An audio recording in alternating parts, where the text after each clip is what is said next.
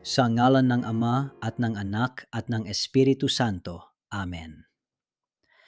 Mabuting Ama sa langit, maraming salamat po sa panibagong umagang ipinagkaloob ninyo sa akin.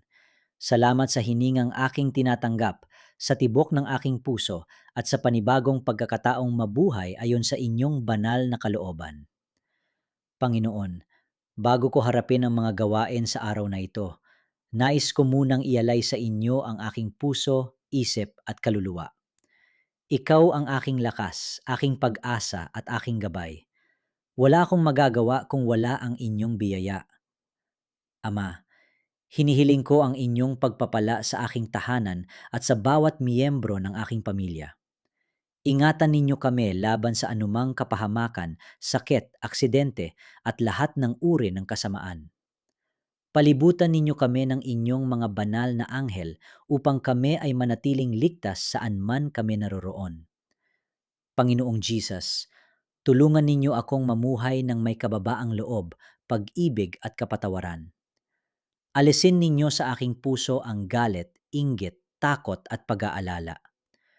Punuin ninyo ako ng kapayapaan na nagmumula lamang sa inyo.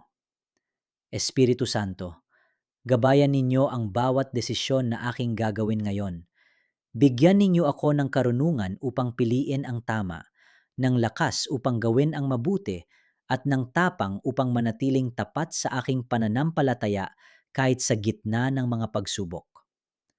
Panginoon, pagpalain ninyo ang aking trabaho, negosyo, pag-aaral at lahat ng aking mga gawain.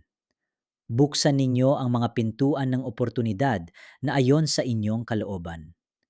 Pagpalain ninyo ang bunga ng aking pagpapagal upang magkaroon ako ng sapat na pangangailangan at maibahagi ko rin ang inyong kabutihan sa iba. Kung may mga pagsubok na darating sa araw na ito, tulungan ninyo akong manatiling matatag. Turuan ninyo akong magtiwala sa inyo kahit hindi ko naunawaan ang lahat ng nangyayari. Alam kong ang inyong mga plano ay laging mabuti at puno ng pag-asa.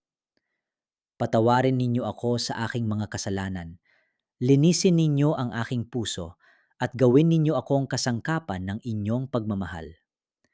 Naway makita ng mga taong aking makakasalamuha ang inyong liwanag sa pamamagitan ng aking mga salita at gawa.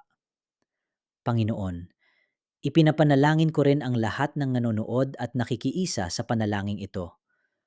Pagpalain ninyo ang kanilang mga pamilya, kalusugan, kabuhayan at pananampalataya.